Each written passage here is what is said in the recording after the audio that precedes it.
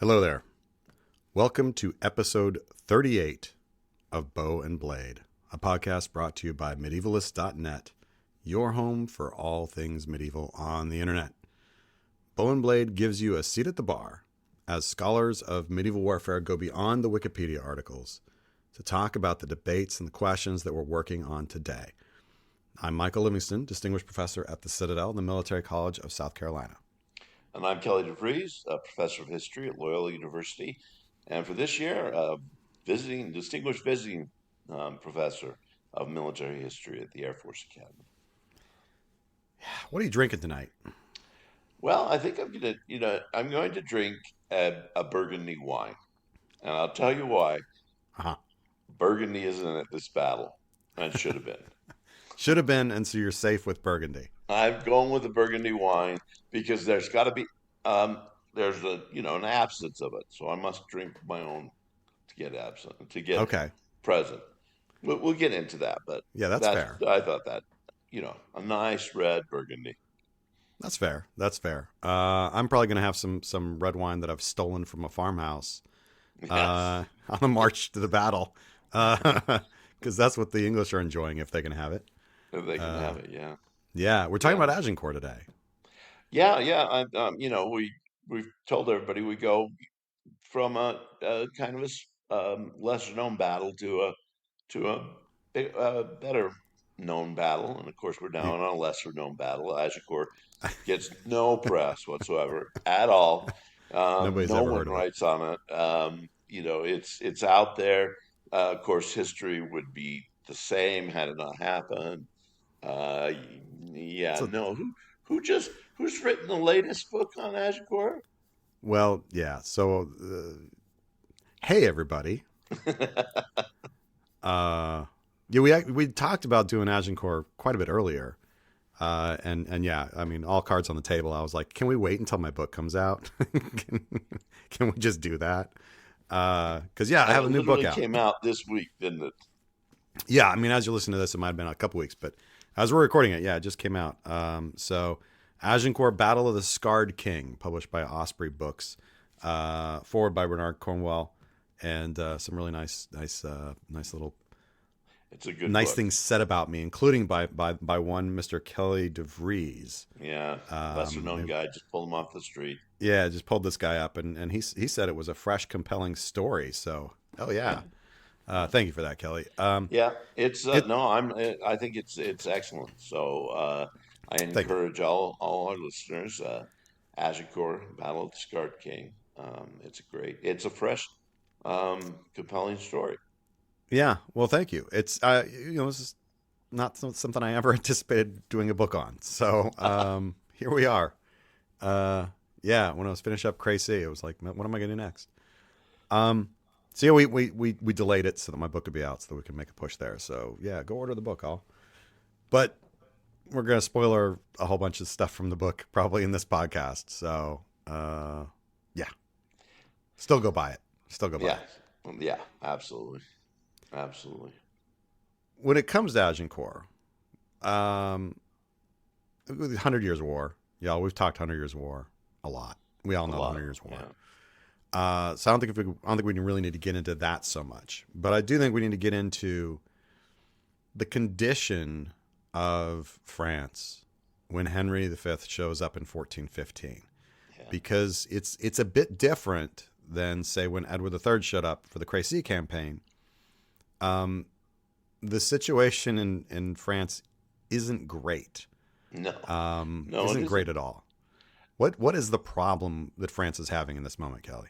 This is this gets forgotten by a lot of people who jump into Agincourt. They forget that France has since 1407 really been at a civil war, and we're not even talking about the English at this point.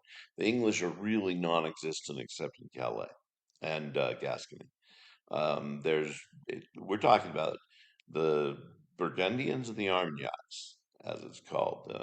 But although it's the Orleanistas, they're usually the ones that have been opposing John the Fearless, the Duke of Burgundy.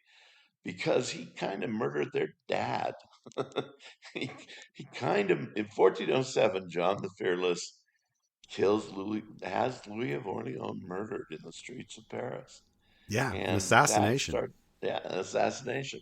And that starts the Civil War. I think more and more as I think about this, I think that the Civil War plays a greater role than a lot of historians, a lot of Hundred Year War historians have given it. It is such a blow to the King of France, as Louis of Orleans is his brother, to the Queen of France, because Louis of Orleans may be her lover as well as. I Um, don't think so, but you that was don't think so? rumored. Okay. I don't Well, think we'll so, but just that was throw rumored. that one out there as our conspiracy theory of the night. But in any case, John the Fearless, who's the cousin of both of these two men, both the king and Louis, has Louis murdered. And to this day, I'm not really sure that I understand completely why. I don't know. I don't know whether I don't know exactly why. It's kind of interesting because you usually don't get two major players on the same side of a conflict. And John the Fearless's father has been very much on the side of France. Philip the Bold has been very much on the side of France. And then you have him turn around and kill another major player on the same side. Yeah, and I mean, it's a fascinating assassination murder, and it's actually the sort of the second. Um, well, I guess the other one's more of an attempted assassination, because earlier than this, you have the attempted assassination of Olivier de Clisson, and that leads to pretty directly Yes. to the King of France going crazy, Yes. right Well, off the that deep end. too. Yeah, we do have a king that kind of comes in and out of lucidity. Right. So you have in France, first of all, it's sort of split against itself because of this civil war, as Kelly's describing it, that's going on. Like that's trouble enough.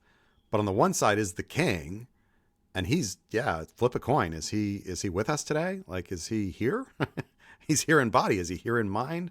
Hmm. It was really on and off what he's going through, and so you have this this this fight, power struggle in the French court over who's going to have authority when he's not here, right? I mean, he's not lucid. Who's going to be in charge? And yeah, that gets rough as you'd expect it to get rough, and ultimately leads to this assassination, which then has everybody up in arms. I mean, they've been fighting against each other, armies in the field, French against French, Yeah. and then here comes Henry landing in the middle of all this. Yeah, and I kind of wonder. I think I'm glad you brought that chronology up because we it to me the French Civil War being as important as it was, and the Armagnac and Burgundian struggles here. Uh, the I wonder if they have been able to advance as much as they have simply because the transformation in England in 1399 between the Richard II being put off his throne by Henry IV. Henry IV doesn't really have any campaigning at all in France. French go over and launch a couple of small attacks in England, but he has been peaceful, Henry V or Henry IV, Well, he's and he busy fighting dies off his own things at home. at home. Yeah, and he dies in 1413 during the midst of this French Civil War. And I wonder sometime if he had been more active in the campaign, or if, let's say, Richard had lived Hmm. and maybe even had been active in the campaign. Richard had some is an interesting person in the Hundred Years' War in his own right, Richard II. But I wonder if the French Civil War is becomes as active as it does. But certainly, as you said it, right in the midst of this, in comes Henry V with a very active campaign and a very active desire to play a major role. Yeah, and it is a there's lots of things you can say that are kind of brilliant about Henry. There's a lot of things he does wrong. I probably just upset a lot of people by saying that.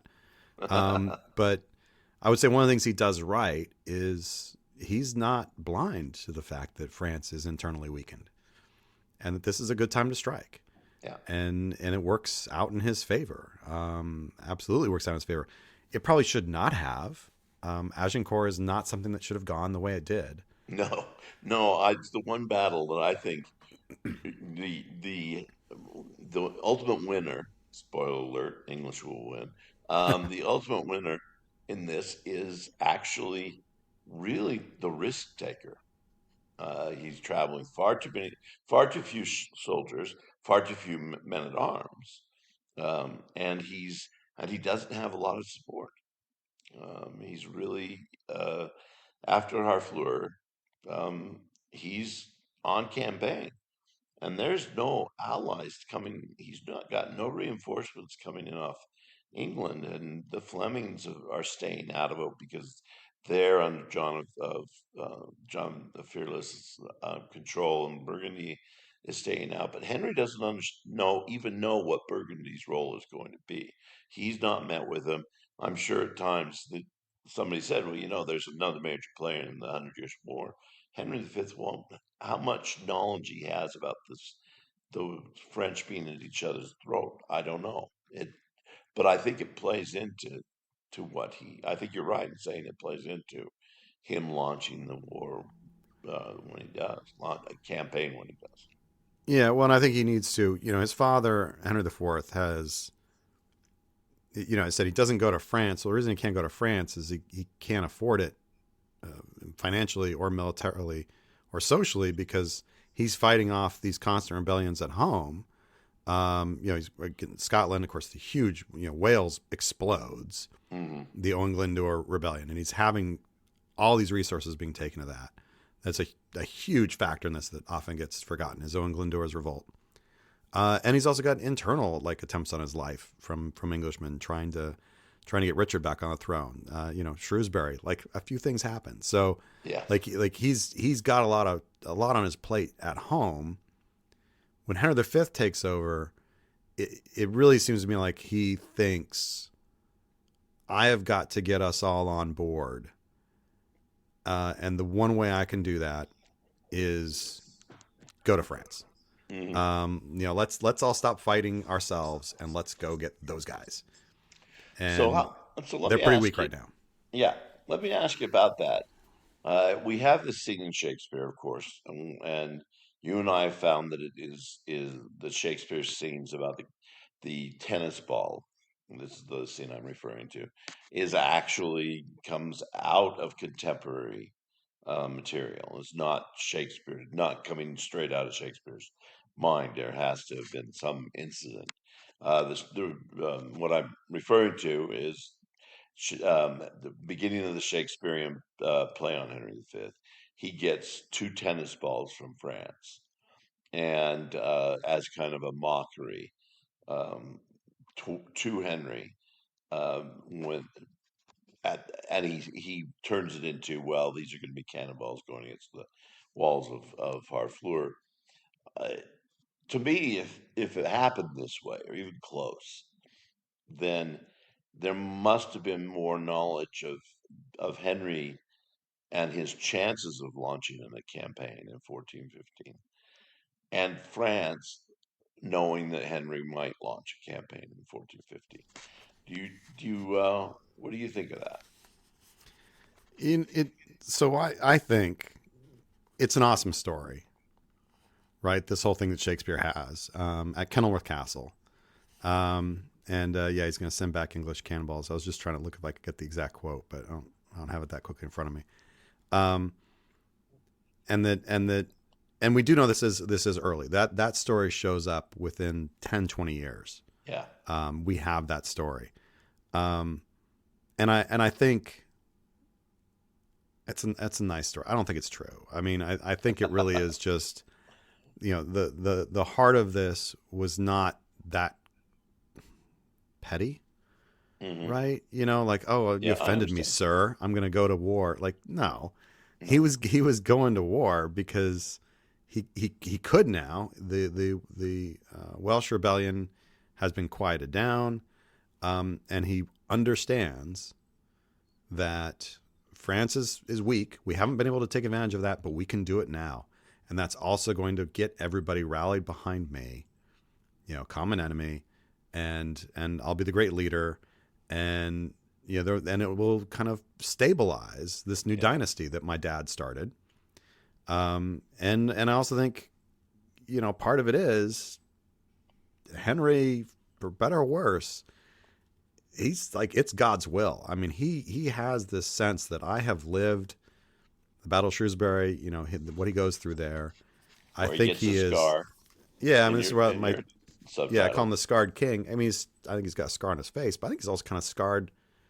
The trauma of that, positively and negatively, but what that's left him with is this sense of like destiny. And so he thinks, boy, this'll do it all. And I mean, it kind of does, right? Like it's one of these things you're like, what a dumb idea. It worked. So it wasn't dumb, was it? It really is an amazing kind of confluence of stuff, and confluence with a man here who has this war experience, this veteran experience that he's done in Wales. He knows what it is to lead. He knows how to run the finance aspect of it because of the campaigns in Wales that he was in charge of. He knows how to do all that. Now he's king. Board is clear. Go. And he manages to pull this off. It's a pretty amazing moment in history, I think. I think it is too. And if anything, and I lean towards these type of stories, hoping they'd be true. Mostly because the idea of tennis balls at this point in time is rather funny. Although we know that they exist, it's rather an interesting thing. I think what it tells me and what I believe is that that this isn't done as a complete surprise. France knows Henry's coming, maybe not when he does, and not where he's going to strike. But they know that ultimately the Hundred Years' War is going to be back on. The English-French conflict that it has been the Hundred Years' War is not over. Yeah. And that Henry's going to be coming at some time. Yeah. Well, there's this amazing, we have all the records of this peace delegation from France that comes to negotiate the kind of continuation of the peace that's been kind of kept going. And Henry has this whole elaborate thing of making them wait. They think they're negotiating. It's already a fait accompli. He knows he's going in. He just makes them wait and wait and wait and wait and wait until finally it's like, okay, I'll see you now. And it's this huge gathering and everybody's armed and everybody's set. And he's like, we're coming. It's really cool. I go through this in the book and talk about it because we also have, it's kind of a fun thing. Not only that happened, but we have those French ambassadors. We have a report of what they were saying to each other after they left, because then they had to head to the coast, head home, and they're talking to each other like, "This guy's he's insane. Yeah, this is never going to work, and he's going to probably have his kingdom taken away from him when he leaves, just as happened to Richard. Richard left, goes to Ireland, and Henry IV comes in and takes over. This is what's going to happen to Henry V. He comes to France. What a fool." But clearly Henry was like, "No, I'm good. I'm coming in." Do you think the French at this point still look at England? I mean, I know they've got the memory, of course, of Edward III and the Black Prince, and how much they had taken of France in the 1340s through the 1370s, but there hadn't really been any war since 1370s, and Richard II had not been interested that much in it. Do you think that there's still this feeling among the French that they're dealing with kind of a second-rate kingdom? I don't think they think of it second rate so much as they probably think of it as like the English can't get themselves together, right? They're busy eating their own, who cares? And this kid wants to come in, like, are you kidding? Like, you guys can't even keep a king on the throne. What do you think is going to happen here? So I think that it was kind of a disrespect of recent history. and not like, well, is it possible for the English to beat us in something? Yeah, because they have a number of times, Right. Yes. but there's no way they're going to be able to really pull this off. Obviously, you start gathering the army in Southampton, it's word gets out. There's no keeping this secret. Like Edward's, Crecy campaign, they knew it was coming. Yeah. It's just a question of where it's going to hit, and of course, it does hit at Harfleur. We get the siege of Harfleur, which we'll probably have to talk about in a different time. It's It's a a cool fascinating event. siege. Yeah. Yeah, really fascinating siege. The important thing about the siege of Harfleur for what we're talking about is that it does not go as Henry wanted it to go. It takes far too long, Yeah. far too long, at far too great a cost in disease, as dysentery rips through the English army, than Henry had any anticipation. Yeah. I agree with you He- completely there. I mean, Harfleur does take long, and I'm with you because it needs to be talked about with the cannons that Henry tries to use to bring the walls down that aren't as effective and so forth. So we'll do that on another one. But I do think that this delay, in fact, I've often wondered why Henry doesn't retreat back to England and launch again in 1416. After Agincourt, he retreats to England, doesn't come back till 1417. Why not at this point? Why does he continue to go? The season's late now. His men are sick, and he decides to cross Normandy instead. yeah, and this has been a kind of a question that people had. You know, what is he thinking after Harfleur? He's got our Harfleur. Okay, now what do you do? Like, well, you're going to hold Harfleur. He leaves a bunch of guys there to hold Harfleur. But what else do you do? Do you go home? And he doesn't go home. He instead, as Kelly said, marches north. Yeah, Well, what is he thinking? Now, there are some who look at everything kind of after the fact lenses and say, well, he marched out to go fight the French. This was what this was. I'm going to go find the French and fight them and beat them in battle. And hey, that's what he did. What a brilliant dude. I would look at that and say that's not at all what he did. He only fights because he gets caught. He's trying to run away. So this idea that he goes out looking for a fight, I think, is ludicrous. Doesn't make any sense to me. yeah, What I think he's doing, and what the sources kind of really bear out to me, is he knows, look, if Harfleur is not super, this isn't Calais. no, no, In his head, he's trying to recreate the Crecy campaign. You land, you take a thing, and then you march up to Calais. And so for in Edward's case, it was Caen. He takes Caen, gets all these riches, marches up, takes Calais. Crecy battle happens in the meantime. He thinks, I'm going to do that same kind of thing. I'm as awesome as Edward III. So I'll come, hit the thing, take it, boom, march to Calais, raid some stuff, have some money. Look at me, I'm awesome war leader.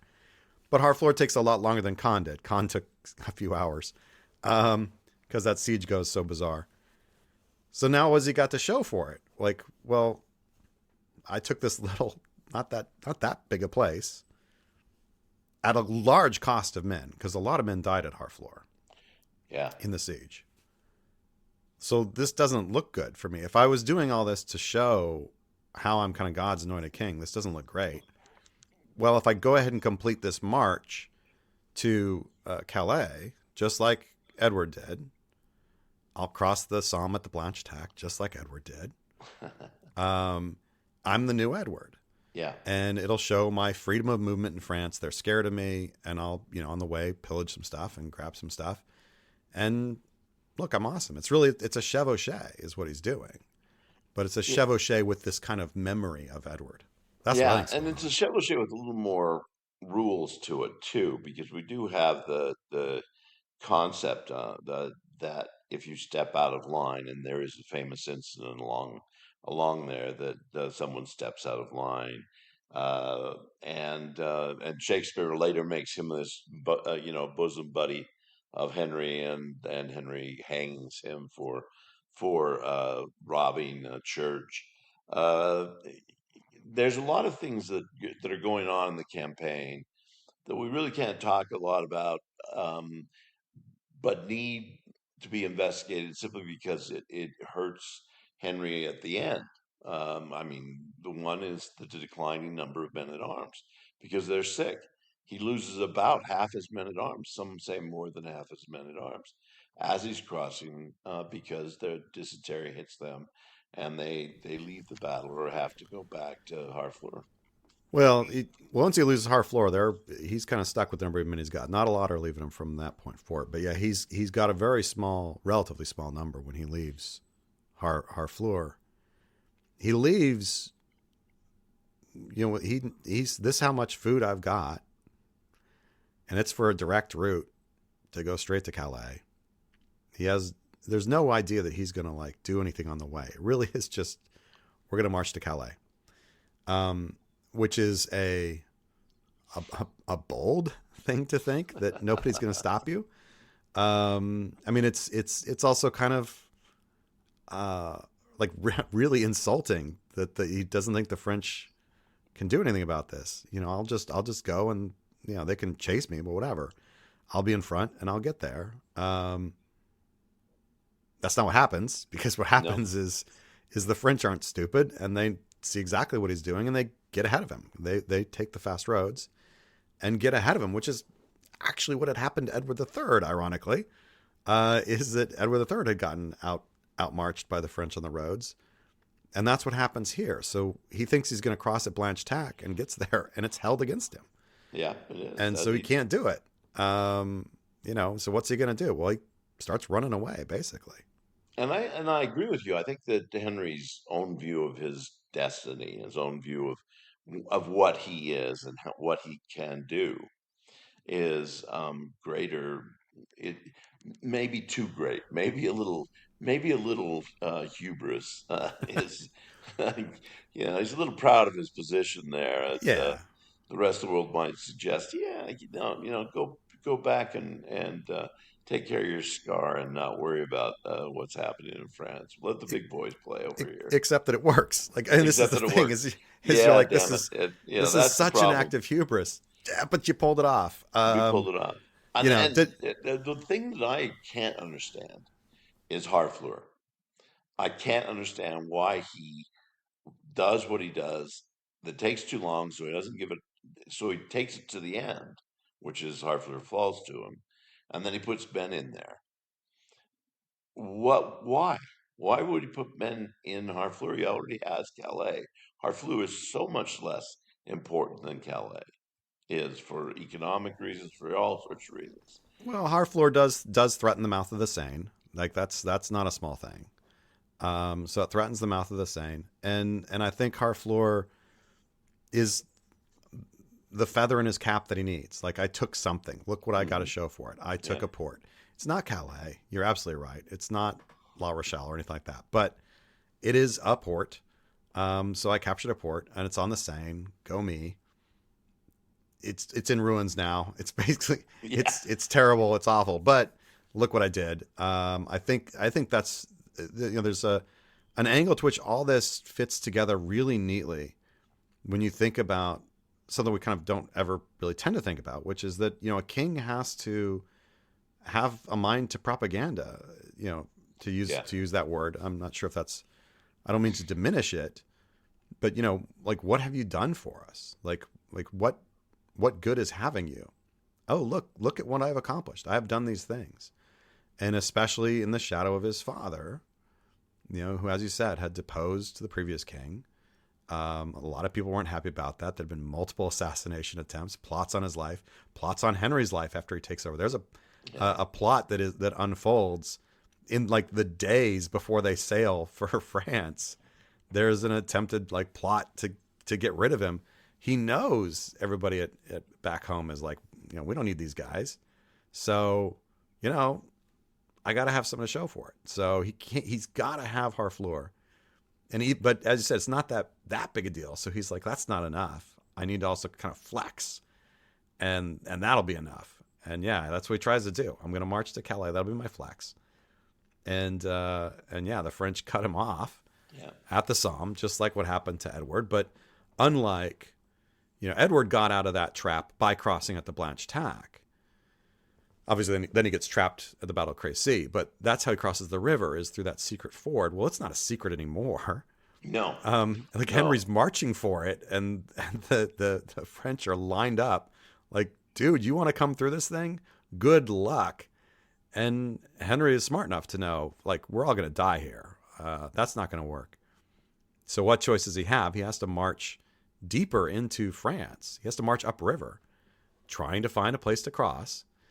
It's like the opposite of what happened to Edward III, who had been kind of pushed towards the sea trying to find a place to cross. He's got to go upriver to find a place to cross. And the French are paralleling him, preventing him from making any crossing. And it becomes this cat and mouse game that goes on for a while. All the while, the English are running out of supplies because they didn't count on any of this. They were supposed to just march to Calais and be done. He didn't have enough to carry more. And once he gets to the Somme, he's too far as he starts marching up the river. He's too far from the coast to gain supplies that way from England. That's right. That's right. And he knows, not only do I have this French army on the other side of the river, there's French army like south of me too. So I can't just turn and head back to Harfleur. I'd probably be walking into another army. He's just being tracked. The hounds are just on his tail. Yeah.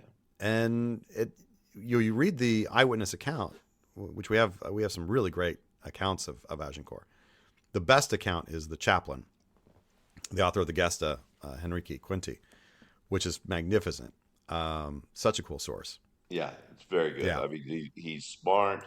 He's there, and that's the unfortunate thing is we don't actually gain. We have to go through further sources on the French side to get their point of view. But they think that they have trapped him. They do. They think he's out of supplies. He's hurting. We got him. The French are gathering, their army's gathering while this is happening. So Henry has kind of a unit he's moving through, this army. How many men is a very interesting question. Yes.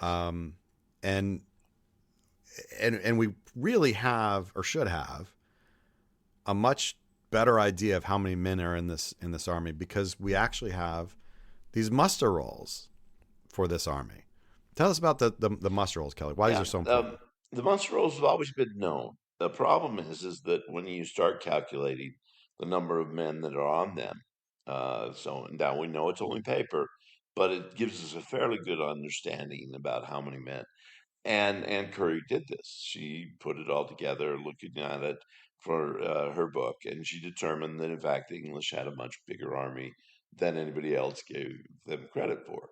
And everybody exaggerates. I don't think the Gesta Henrique Quinti really mentions a huge different size of Henry's army versus the French army. But that's the he says tradition. he says the French are like a massive horde. He says they're a lot more, but He yeah. says, but not the point. I think the traditional way that even we go back as far as Harris Nicholas Harris, and is that the English are 5 times, 7 times Yeah. smaller, Yeah. and if we use the muster rolls, that isn't the case. Yeah, and Anne got, a lot of people are upset about that because everybody wants Henry to have this tiny, tiny force. The muster rolls and what Anne and her students at the University of Southampton have done, the late medieval soldier database that comes out of this, extraordinary. It is such an amazing thing, and it's amazing, as a resource that exists, but it's so cool because you're getting these names and how people are being paid. And it's not just Lord so-and-so and 100 men. It's these men. Yes. And it's kind of this like deep cut of the army that we don't normally get. And what Anne says from the muster rolls, when we look at Agincourt, the English army is probably a few hundred on either side of 9,000. So 9,000 is a pretty good number. which is a lot more than most people Yeah, yeah. would put there. And she has a lot more at Harfleur. She thinks the army starts around Yeah. 15 to 17,000. So we Now that, have whittled it down. So she's, you yeah, know, it fits all the traditional things except that what the to in order to, I think, exaggerate the greatness of this victory, yeah, the armies of England have been made shorter or smaller in the minds of so many of those who've written in the 20th century up till the end of it. yeah, It's funny. This is the one time or that I get quoted in the New York Times, and because the New York Times, when Anne releases her knowledge that the muster rolls are out there, she thinks the army is larger. They go to Cliff Rogers at West Point, who had gone with the traditional 7 times as smaller size, and they go to him, and he says, "No, no, chronicles are right, and it is this smaller army." And then they came to me, and I said, "Well, geez, I don't know." Anne's made a very persuasive story. The thing is that we don't have the same being done for the French. So it could be this exaggerated number in the French, but it just means that the French numbers go up, not necessarily that the yeah, English numbers come down. yeah. I remember because my president of the university had caught that, and I got a gold star on my forehead Oh, gold for stars are having good. the quote in the New York Times. Yeah, the guest. So the chaplain who's there, he's a royal chaplain who writes his account shortly afterwards. He says that when the English army left Harfleur, there were 5,000 um, longbowmen, archers, and 900 men at arms. So 5,900. As I said, Anne looks at it and says there should be closer to 9,000. That's a big difference from what our eyewitness is saying. Um, but yeah, like you said, we don't know the French side. We don't know. We've got all kinds of numbers, but they're mostly these. Yeah, they were 2 to 3 times our number, 5 times our number, 10 times our number. It was all these relative numbers, and yeah, they're a lot of exaggeration probably. And the Um, interesting thing is that we have all these French chronicles, and they don't agree on the numbers of the French side. no, they don't. So it may well be because of the nature of how the French are gathering their troops, that they're coming from all over. This plays a Yeah, role because of those who are absent from Agincourt. But could well be. they're different numbers themselves. They don't have it. Well, they certainly don't have this exact number that everybody uses from the Gesta Henrique Quinti Yeah. of 5,000 archers and 900 men at arms. And the thing is, if we just go with that, or go with that as a kind of a rough estimation, or something like that, that's the other problem that Henry has. Is he has so many archers, and not enough men at arms to conduct a battle the way that the English army have been conducting battles. This is not the kind of relative numbers you want. That is No, way too many archers, or way too few men at arms, because you can't run basic tactics the way that Edward did at Crécy yes, with those kind of numbers. So he has a problem. He's running out of food. He's got the wrong kind of men to fight a battle, and he's getting chased across northern France. Um, and probably his army's got dysentery at the same yeah, time. Like, yeah. Well, we know it's they've got dysentery because that's just one of the stories from the English archers is they're just pulling off their leggings, so they don't have to worry about fouled leggings yeah. and There's this. Yeah, their pants are loose, and yeah, is that just a style thing, or is that because they got dysentery? yeah. Um, um, It's a curious thing because I've often wondered if the diet of an archer would allow them to travel. He doesn't seem to lose any archers. He seems to lose at least half of his men at arms to dysentery, either in Harfleur or at the very beginning of the and our campaign, floor does, yeah. and then the archers stay with him. But your point is, I think, very well made, and that is that if we're looking at Crecy as a comparison, which a lot of people do, it's Edward, including Henry V, by the way, Yeah. looked at Crecy as a comparison, then we're seeing archers that are smaller in number, Crecy, than the men at arms are. Here, it's not just smaller. We're talking almost 1/6 the Yeah. size. Yeah. It's way out of whack. Way out of whack. And of course, on the march, this is just not good at all. Now we gotta, for the sake of time, we're 40 minutes into this already.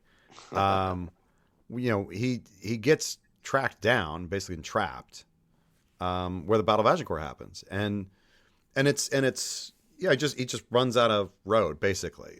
He's trying really hard and doing it. I mean, frankly, a terrific job of kind of field general, moving his force around, keeping them fed as best he can by beg, borrow, and steal. But in the end, having managed to cross the Somme, which is remarkable, and there's an amazing story of that, but we can't get into it. Having crossed another river, he's finally basically run aground by the French forces coalescing on him, and is cut off. Yeah, and I think that's important. I mean, they do recognize he's trying to get to Calais and cut him off Yeah. because there's two main roads: the road to Saint-Omer and the road to Calais are both cut off by the French. So I think you posit in your book a little bit about they may have been allowed to cross the Somme.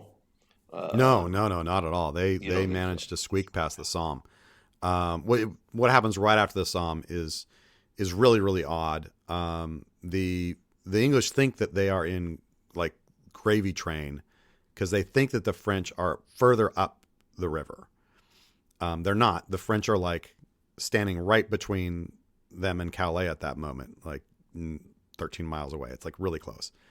And the French let them march off. And it looks like, from the records we got, it looks like they have made an agreement that they will meet in a pitched battle in a particular location. We're going to actually set a time and place, and this would be not unheard of. I mean, this is what Philippe had thought he had an agreement with Edward III outside of Yeah, Paris. yeah. We're going to meet on this day on this field, and we're going to have it out. That's what you wanted. That's what you're going to get. And of course, Edward had fled across the Seine in the middle of the night and took off. Gets caught at Crecy and wins. Here, it looks like the exact same thing happens. We have this, we'll agree to meet at this place. For the French, this is more of a chance for them to get their army together.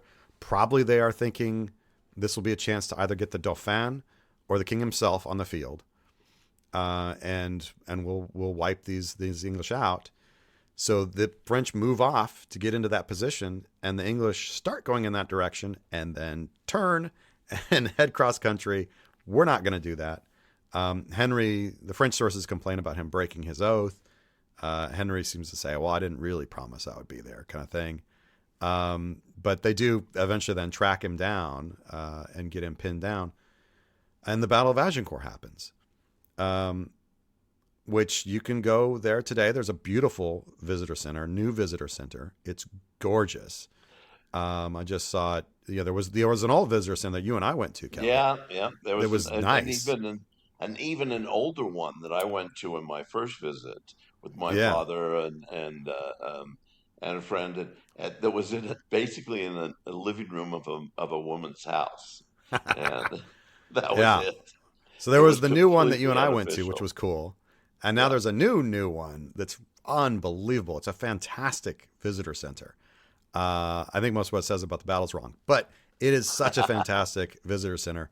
It really is incredible. Awesomely done. I was so pleased to see it. And you go there and you can go, there's a road between Agincourt and Tramecourt, which is the next little village next to it. And on the farmlands between, there's cutouts of English archers. And Those go way back. this is where they stood. Yeah. Yeah, they're kind of like, there's a traditional story to this, which is that there's three towns that you kind of need to know about. Think about it as this kind of triangle. And in the south, point to this triangle is Maison-Selle. We know, there's kind of no question. I don't know anybody who's tried to put this to question. I don't know how you would put it to question. That is where Henry V and his army were huddled down the night before the Battle of Agincourt. North of that, if you carry forward and think about a triangle, that's the bottom point of the triangle. Triangle's pointing down. The top part of this triangle is Agincourt and Tramecourt. Okay, and Agincourt like to the left, basically. Okay, it's west, and Tramecourt to the east. And there's a little road between them, and that's the road that is where the little cutouts of the archers are. And the traditional account of this is Henry takes position north of Maisoncelles. The French take position north of the top of this triangle, like north of Agincourt and Tramecourt, way up there. And there are woods around Agincourt and woods around Tramecourt. And Henry takes position, and the French won't charge him. He needs them to charge him because his only chance is taking a defensive position. He's got all these bloody archers. He's got to have somebody charging him. And the French know, don't charge at this guy. Every day he gets weaker. Every day we get stronger because our army is still streaming in. And so he says, well, to heck with this. And he pulls up all his men and all these stakes that he has had his archers make and drive into the ground to protect themselves from cavalry charges. They literally pull up stakes. And they march up into this narrows between Agincourt and Tramecourt, where this road is. And everybody puts their stakes back in the ground, and then they shoot a bunch of arrows at the French. And this makes the French angry. And so the French charge in, and then all die.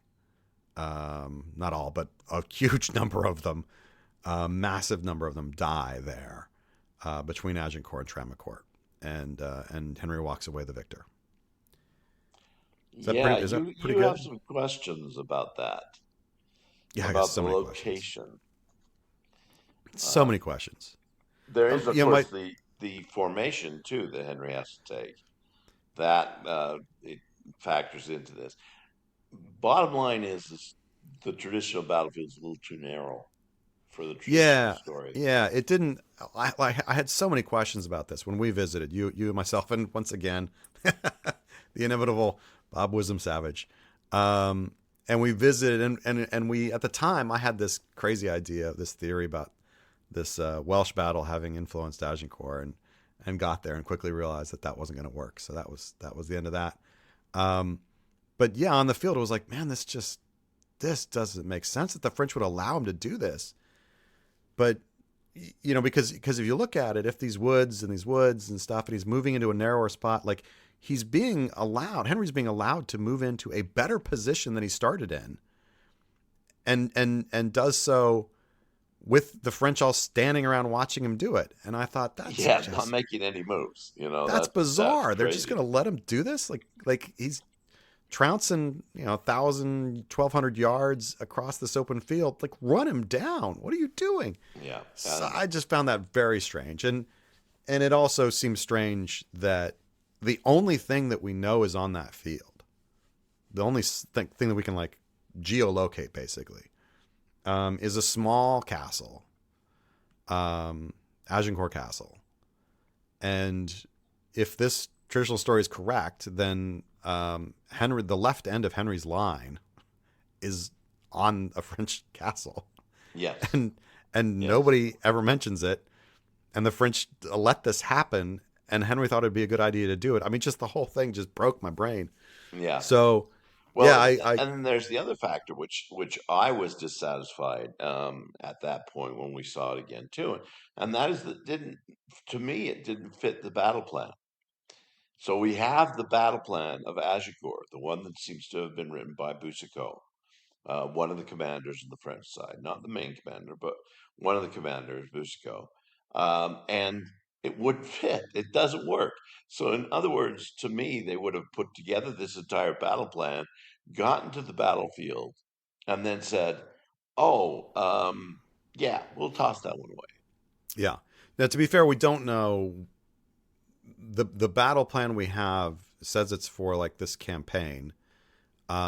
Is it from that day? I actually think that battle plan was written. I think Boucicaut wrote that for a battle to happen at Blanchetaque.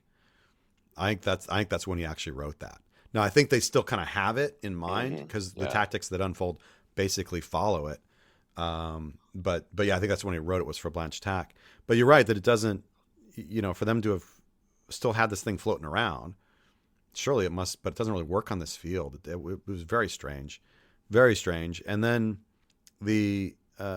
so the thing I did then, which is just one of these stupid things that someone like me does, is I was like, well, everybody says this battle happened there. Well, could it?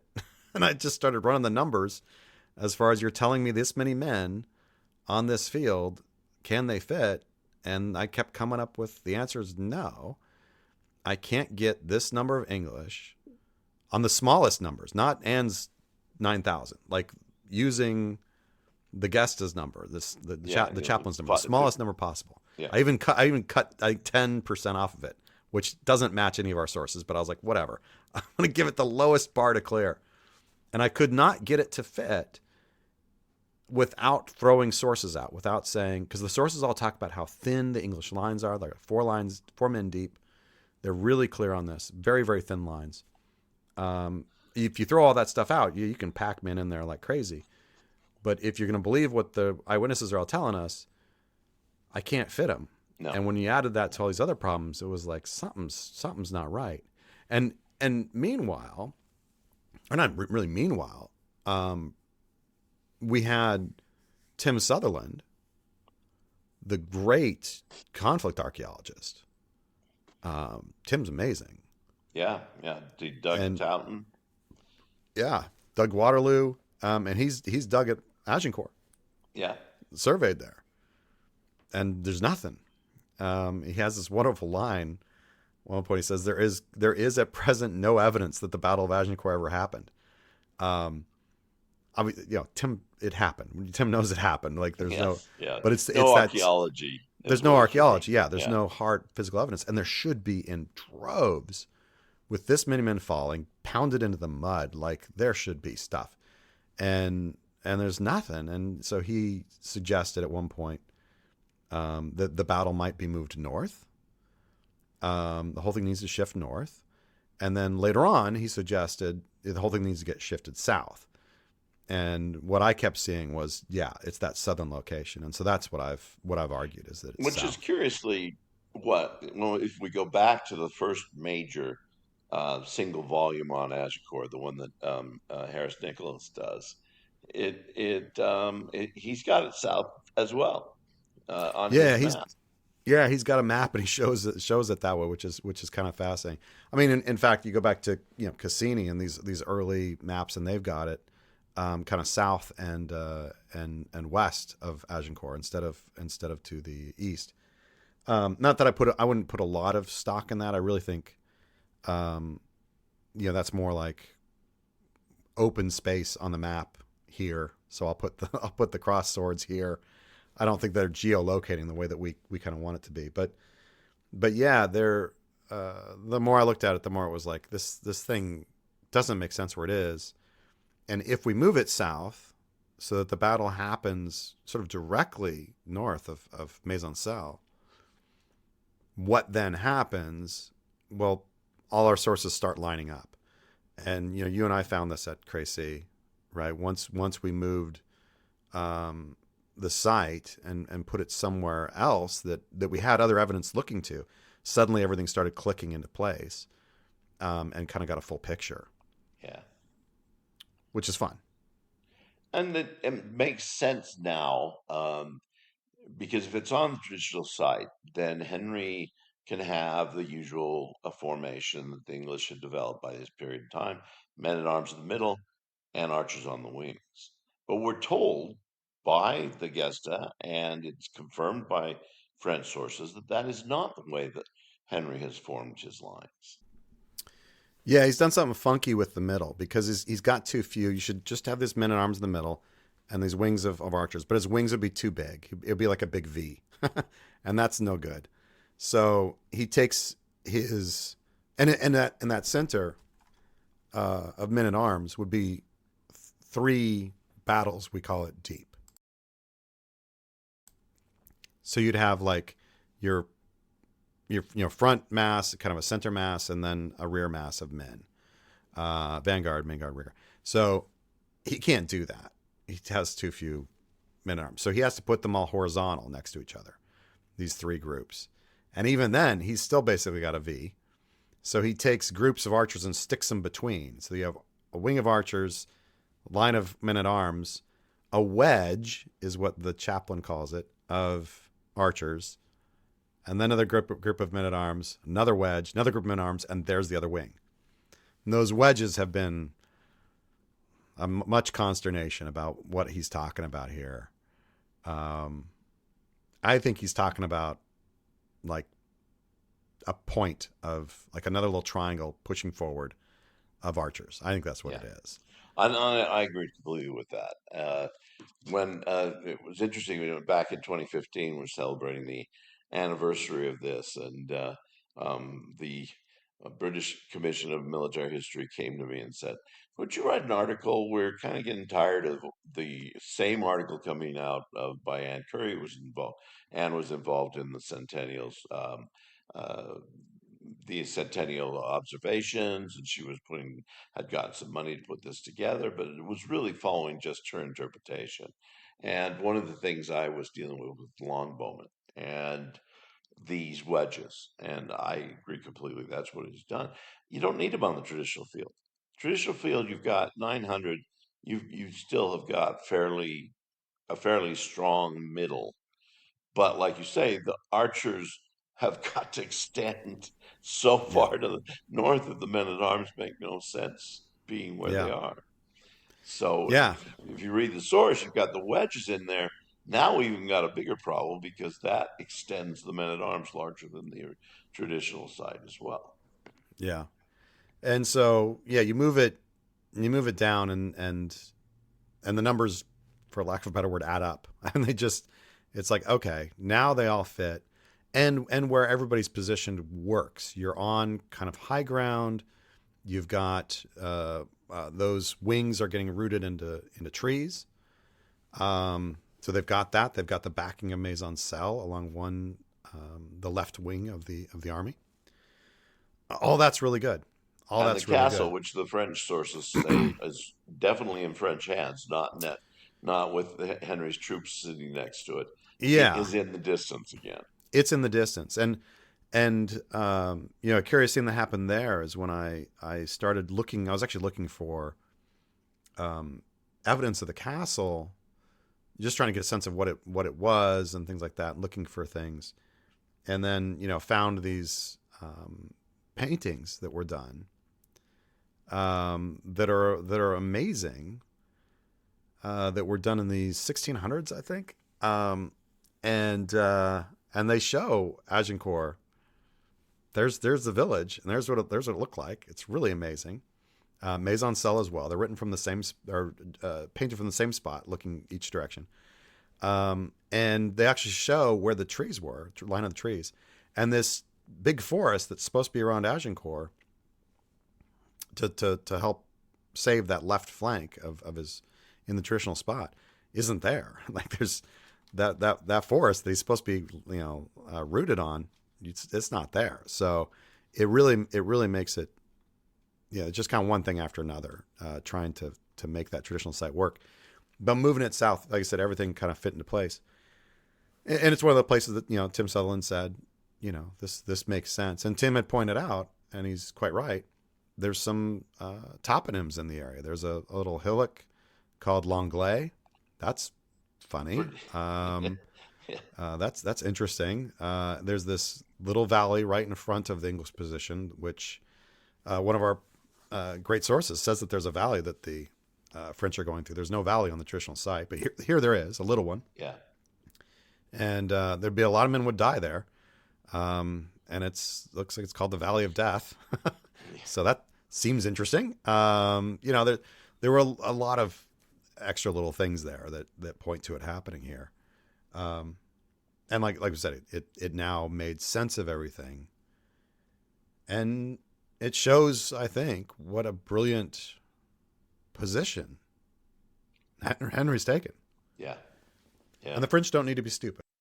No, no, and that's the one thing. You and I have persisted over these podcasts, but also in our writing for, in my case, for 40 years. We've persisted in suggesting that nobody is really that stupid. Even if we're talking about Talbot not wearing armor at the Battle of Castello in 1453, he's got a purpose for not doing it. It's maybe a stupid purpose, but he's got a stupid purpose. But when they are actually fighting, um, when they're forming their lines, when they are in battle, and Henry here, to me, he's the hero. He is the man who puts this together and breaks tradition by having these wedges of archers. Breaks tradition by just sitting there. In fact, has to move his troops up at one point because he cannot seem to get the French to charge him. Uh, he's really got a smart way of doing things. Whereas this council of French leaders, and that's what it is, because the king is not on the battlefield, and the Dauphin isn't respected enough to be the leader on the battlefield. Busco and some of the others, but it seems to me it's almost a conglomerate of leaders that are trying to take the French position and use it. But they don't do anything stupid. They charge at what they think is going to be a weak line. It's Yeah. Yeah, I mean that the traditional thing where you have to uproot this army and move it north into this better position. Um, I've followed Cliff's accounting of this just to like, you know what? I'll use your numbers, Cliff. It would have taken the English at least 30 to 40 minutes to make that move on the like best case scenario. Best case scenario. So you're telling me the French are lined up for battle, and 40 minutes they watch the English slogging their way through this muddy field, getting closer, getting into a better position, and never think to attack? Like, yeah, wow. yeah. I'm with you on In that. the book, I liken it to the when Lancelot charges Swamp Castle in the Monty Python and the Holy Grail, and they run that clip of John Cleese running across the field, the same clip like 6 times, and then suddenly he's slashing at the guards and killing them, and they're shocked that he's there. I'm like, that's basically what you're asking us to believe, and no, man, they would have run him down the moment he upped those stakes.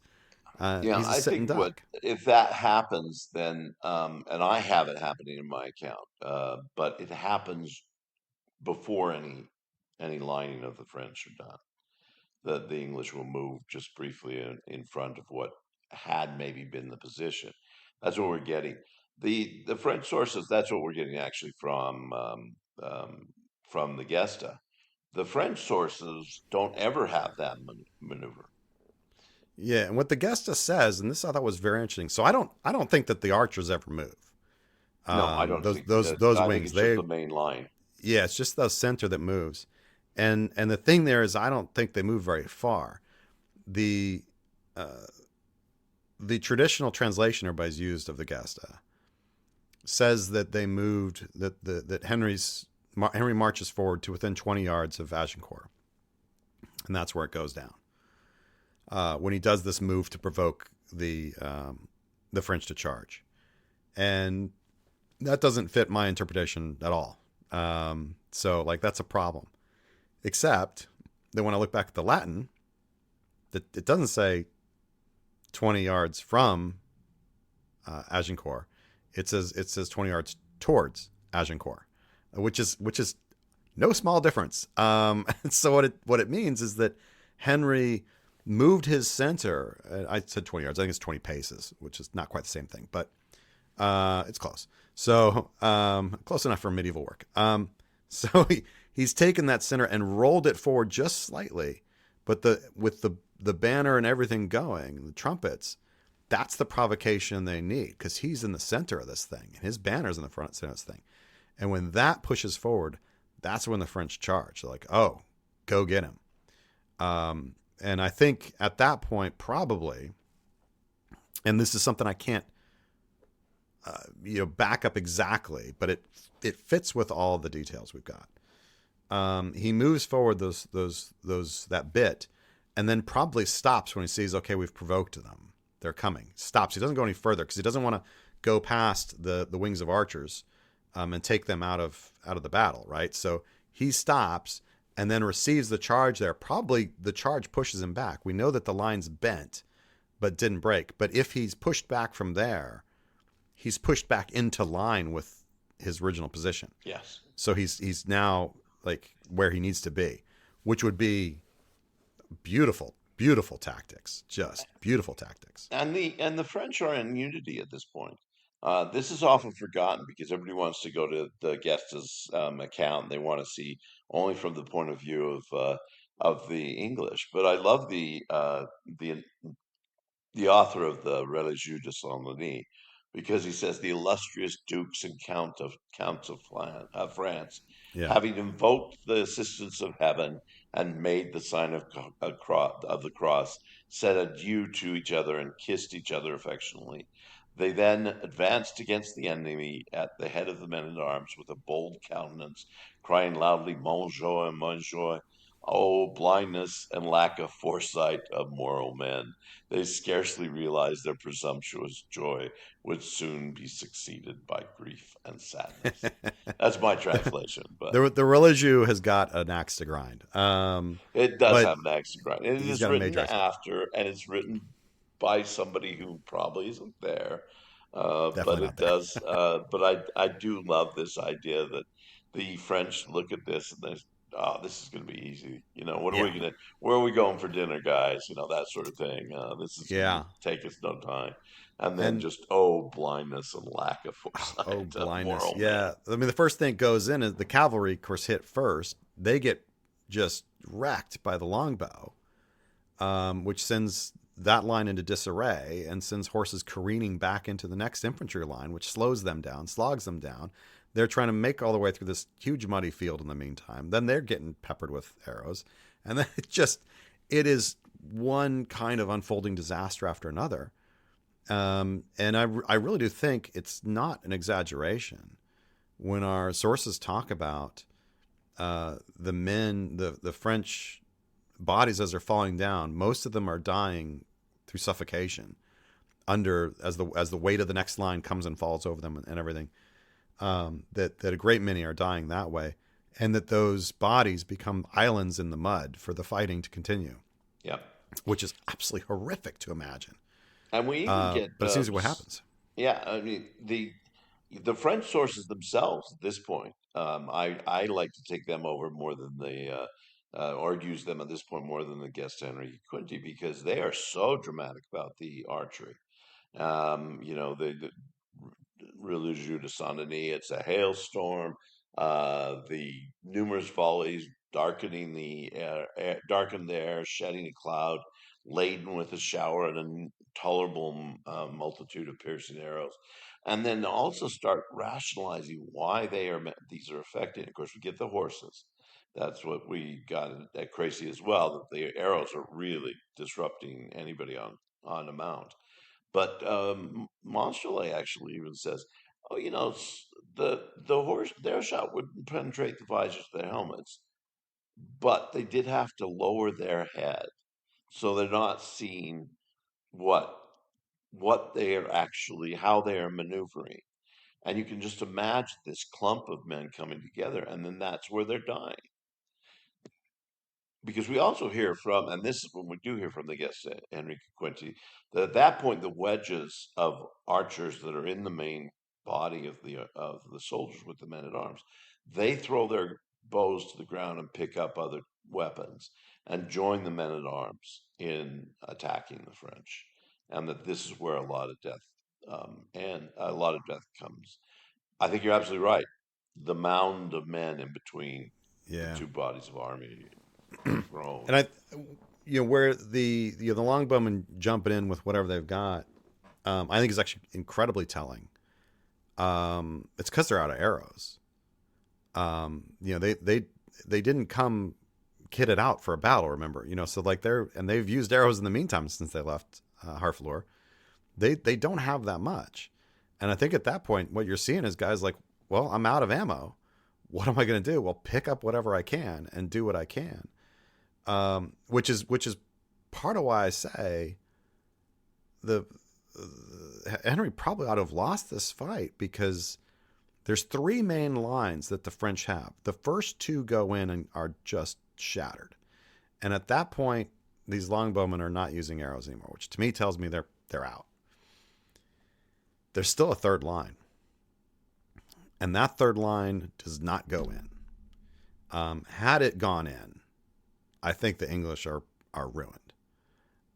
But they don't have, the French do not have any necessary leadership to get that third line to go in because all their main leaders were in the first two lines because they all wanted to win the glory of this battle. So they've lost command and control, which is, you've heard me say it before on this podcast, command and control, man. They've lost command and control, and that third line runs away. And Henry is the victor. And not only, I mean, we've got a lot of prisoners being taken because we do that. The English are capturing these very wealthy men at arms, and they're leading them off to the side of the battle to ransom later on. But this is also, I mean, where we get in the French sources so much about the ground being damp. And you can imagine that with the increased blood of the men who are dying, the increased blood of the horses that are dying, and then they come in and start talking about, well, the French have really got heavy armor on. They're lying in the ground, and this is what I think you're right. They're suffocating or being taken off to the side of the battle. Yeah. The third line not coming in, that's important. Well, and that's when one of the things that happens is Henry orders the murder of the prisoners, which is a thing that happened. This is actually a horrific crime. It's because he thinks that third line's going to come in, and we can't. We're in no position to have. We've taken so many prisoners that holding on to them, we can't fight those guys. Yeah. So we got to kill the prisoners, because if that third line comes in. And I think it's when he sees the third line basically run away, he's like, all right, you can stop killing the prisoners now. We can actually save these guys now because we're not under threat. But that's what it is. He's scared of this third line coming in. Yeah, and, I think you're right. And so he orders the killing of the prisoners. It gets later on like, it was in response to the fact that his baggage train was attacked, which did happen.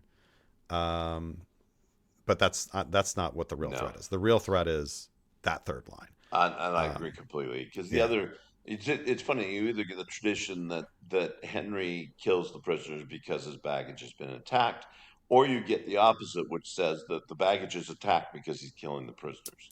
Right. And in fact, both are missing the point, which is he has to kill the prisoners. He has no line left. Correct. If every one of these prisoners, I don't care how chivalric this is, if every one of them has to have one person who caught him standing next to him. Well, if you've got 1,000 prisoners, now you've got 1,000 fewer of the 5,900. And if you think, this whole idea that he's mad because his baggage got attacked. Well, if your baggage got attacked, so stuff was stolen from you. So in response, you're going to kill these dudes who are worth money? Yes. I'm mad you stole from me, so let me burn some money. That's let me actually. That's the dumbest thing in the world. That's not what he's doing. I agree with you. That's not what he's doing. And the idea that the baggage was attacked because he did this, I think, is a way of trying to make the French sort of save face that this was an uncouth thing that they did. I don't know that it was uncouth. I think it's a brilliant move. But the sources don't support it. The baggage was hit almost at the very start of the battle, whereas the prisoners get executed at the end of the battle. So the ordering just doesn't work. It's just he's scared of this third line and had a right to be. I'm not saying what a coward. No, this was a difficult. I mean, it's a horrible decision to have to make. But as a leader, given the situation he's in, given what's at stake, I think it makes sense, right? That's what are you going to do? It's not like at the Battle of the. Geez, I've lost the name of it. Nicopolis, yeah. Where this is the war battle is over, and now the prisoners are being attacked. The battle is not over. No, there is a third line. He can see that third line, And on top of that all, he has seen the entry of the Brabantese troops in the midst of the second line coming forward, because Yeah. Antoine of Burgundy, the Duke of Brabant, comes in, and he doesn't have time to put his armor on. He grabs a banner, cuts a slit through it, and puts it over him, over the top of him, to give himself some protection.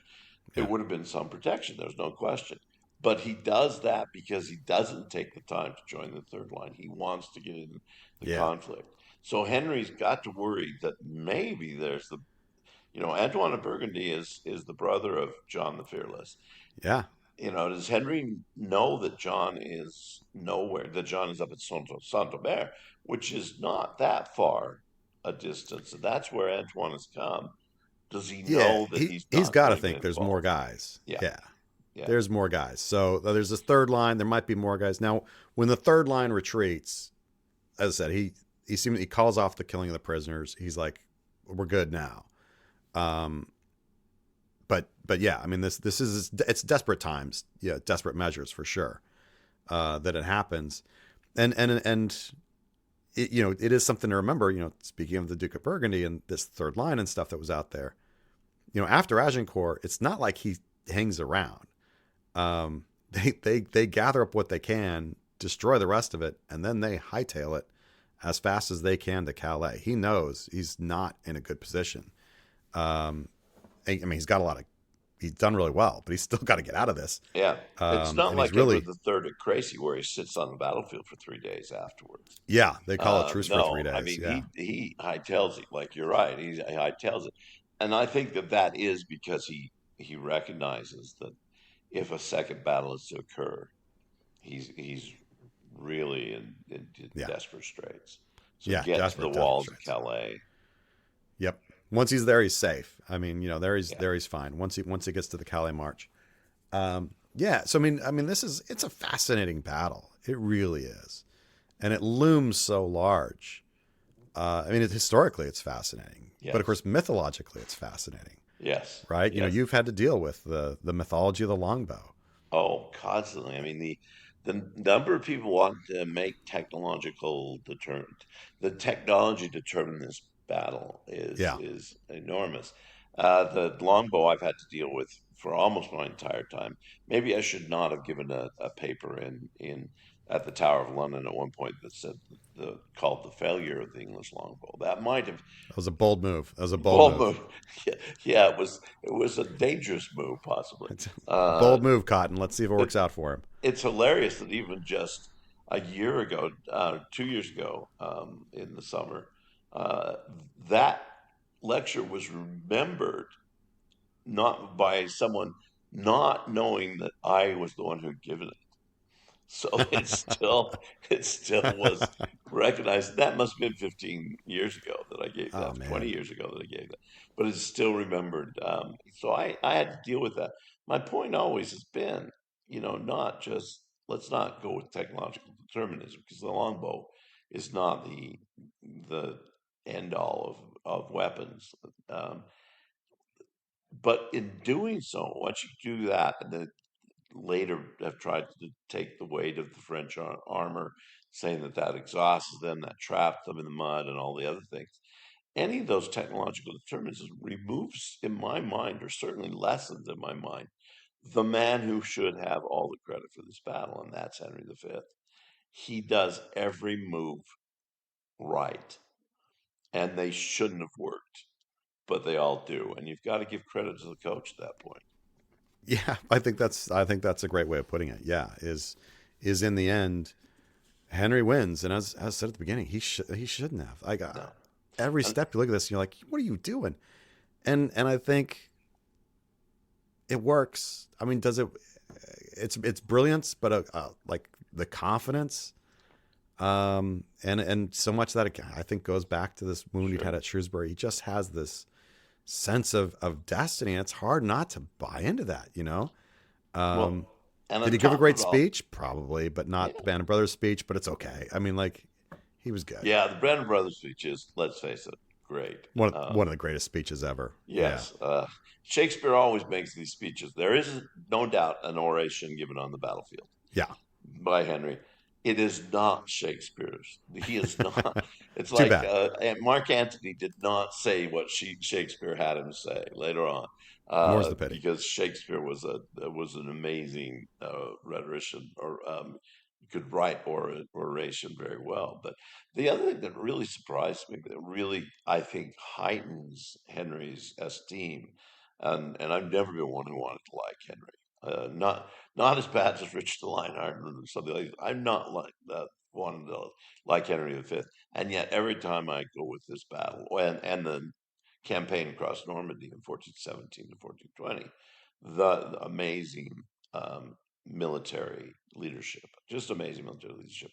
What surprises me, what kind of cements this in my mind, is how few important nobles does he lose at Agincourt, where we give two and a Welshman named Davy Gann. I mean, it's the Well, I Herald mean, is so one of them is the Duke of York. I mean, well, yeah, it is his brother. There's yeah, no question. But that the whole of the nobility of France is wiped out on the other side. half of France. Yeah, Half of France, yeah, half the of France. Well, you gotta Burgundians remember, right? Yeah, yeah, but although yeah, Antoine Burgundy, of the ones who are there, yeah, yeah, it is absolutely awful. They're either dead or captured, basically to a man. yep. So And yeah, the loss is just unreal. it's so unreal that even 1429, so how many years later, 14 years later, they're talking about the younger men coming through who did not know Agincourt, the young nobles who've had to take the places of their fathers who were killed there. And so, yeah, I mean, the mythology starts very early. They don't get into the technological determinism, but I still think there's one credit for victory here, and this is Henry V. I'm with you.